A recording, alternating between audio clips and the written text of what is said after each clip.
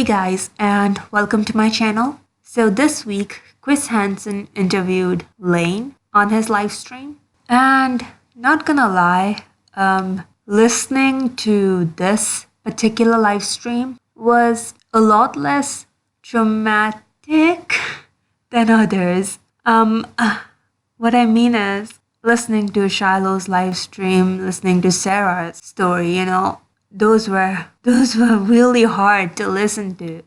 I mean, oh my God, if just listening to it is that hard, I can't even imagine what it must be like for these women, Shiloh, Sarah, Billy, to have actually gone through this abuse. But this one was a lot less dramatic to listen to, and it was shorter than most Chris Hansen live stream. In this live stream, there was a lot of discussion about Kai specifically. But first, let's go to the updates that Chris Hansen gave us this week. I have some further information from the FBI.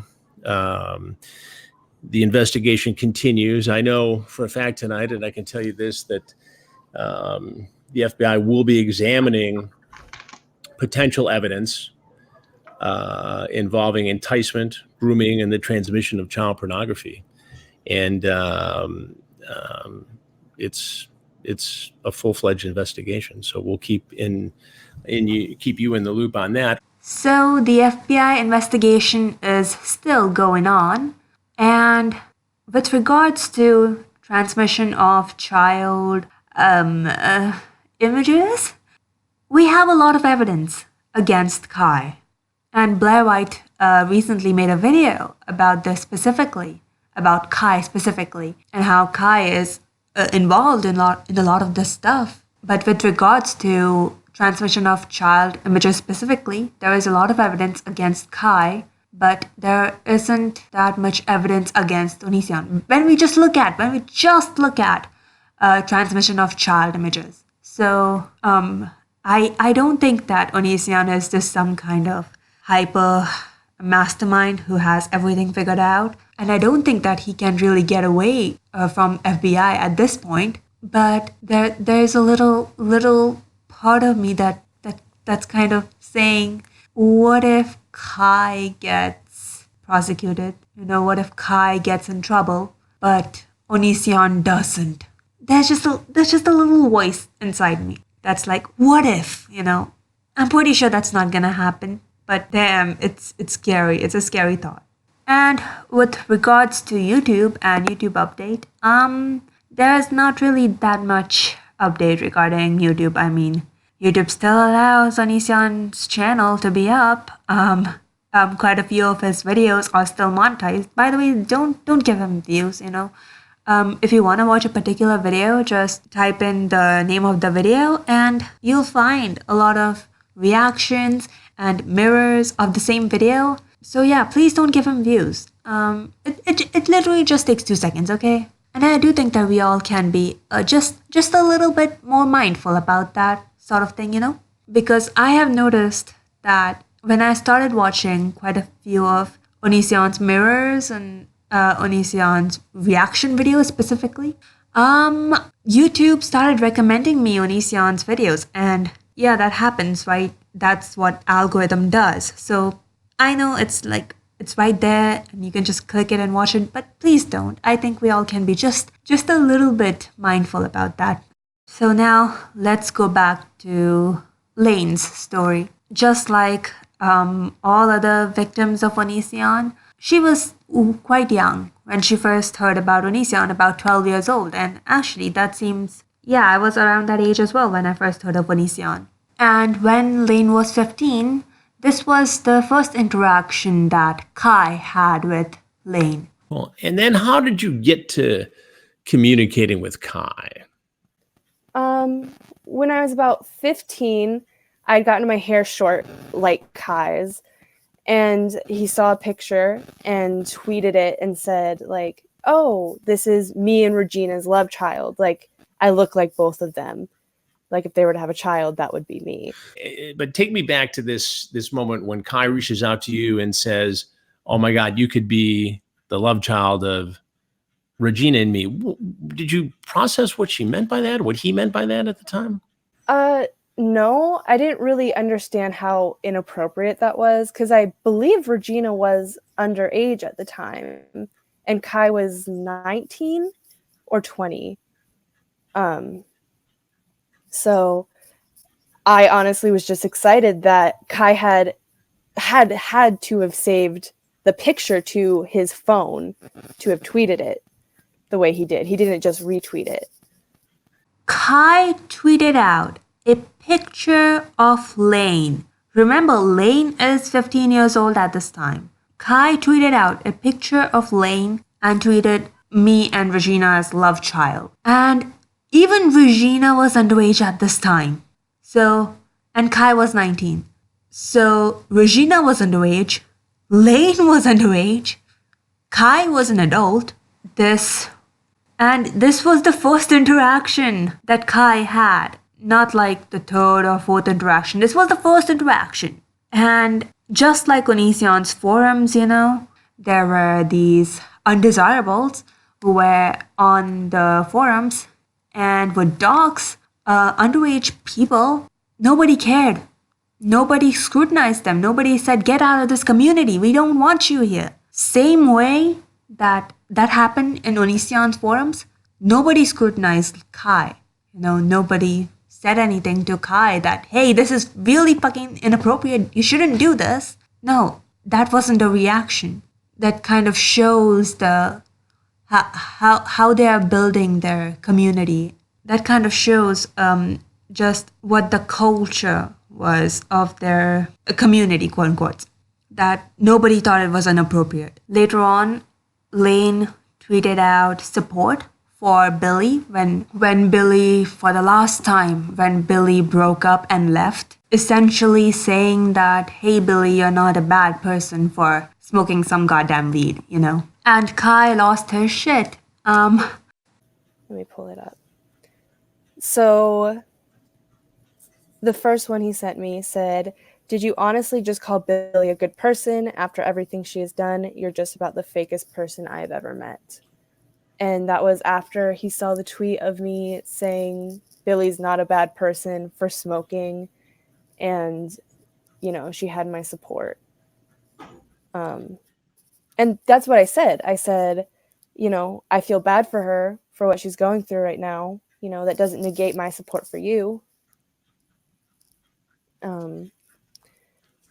And then Kai said, she's not a good person because she was wronged. She's not a good person at all. She's a horrible person, has done so much bad to me. Should her info have been posted? No, but that doesn't make her a blanking good person. She left out so many details in order to paint herself as a victim. And yes, you are fake. A few months ago, you were hating on her. Is that true? Were you hating on Yes, I was very immature when I was younger. So whenever Kai would tweet about being upset, I'd be like, oh, screw you, Billy. You're a bad person and shame on you for being a homewrecker. Because that was the picture that had been painted by Kai. I don't know how Kai and even Onision manages to always put themselves in the shoes of victims when they're not. I don't know how that's fucking possible with regards to these text messages. It seems like Kai is just playing the victim card when Kai isn't the victim. And actually, later on, Lane talked to Haley, and Kai was like, you shouldn't have talked to Haley because somehow Kai felt betrayed by Haley. And that does sound like a cultish behavior. You cannot speak with someone who is outside the cult. You cannot talk to someone who is not in the group. That does sound like a cultish behavior. And I don't like to compare Onision to cults, But here, there sure is a resemblance, And there is something that really, really stood out to me in this particular interview. Regina, Sarah, Haley, Billy, Isla, everybody's in the same fucking picture. Everybody's in the same fucking picture. How is that even possible? It did not happen linearly. the only people who are not there in this particular picture is Shiloh and what was the name of the first wife of Onision? Adrian, if I'm not mistaken, Except those two people, everybody is in the same fucking picture. It's like they have an endless stock of young, vulnerable people that they can just use whenever they want.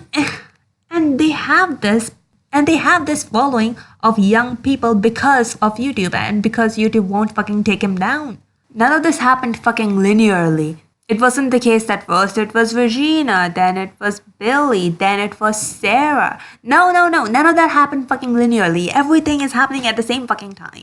And they do have this supply of young, vulnerable people because of YouTube, because they are so popular on YouTube. It really fucking speaks volumes when YouTube takes down Content Cop, but wouldn't fucking take down Onision even after that Baby Carrots video. If you don't know this is what happened in Baby Carrot's video. There was a video recently that Onision put out on YouTube where he's in the shower. Have you seen this video? Yes, sir.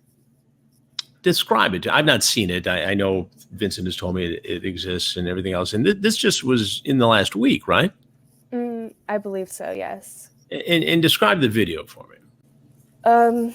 He's basically screaming, dry heaving, gagging, fake crying, about having a baby carrot, which is what people make fun of, like his private parts.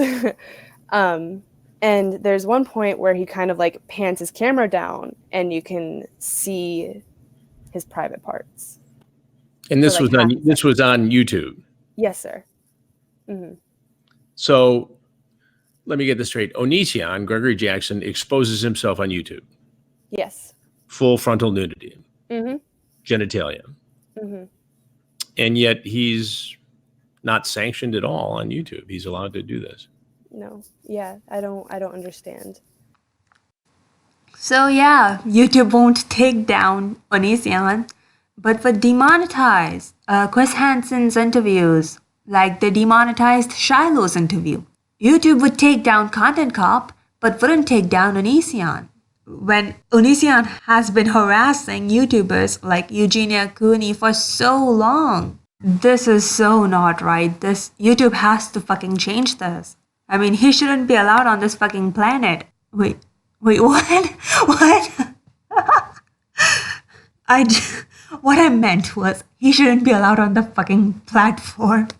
But I mean, I don't disagree with that statement. He shouldn't be allowed on the fucking planet. Yeah, sure, why not? Anyways, in this entire live stream, there was a lot of discussion about Kai.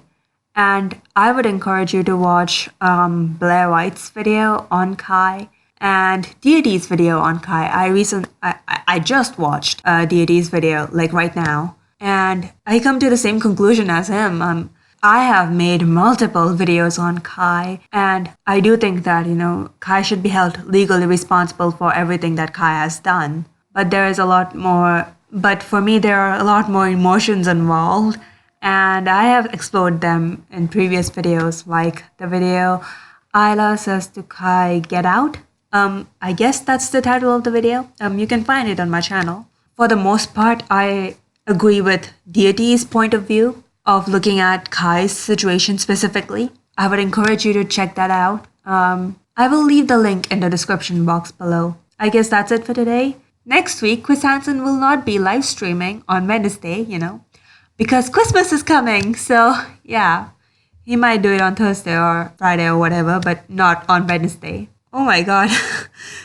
Time passes by so fucking quickly. Oh my god. I didn't even realize that. The year is almost over. There are like 10 days left in this year. It's ridiculous. Time passes by so fucking fast. Anyways, I hope you have a great Christmas. Like this video if you liked it. Comment your thoughts down below about anything I talked about in this video. Subscribe for more content. I hope you have a wonderful day today, and I hope you have a great Christmas, and goodbye.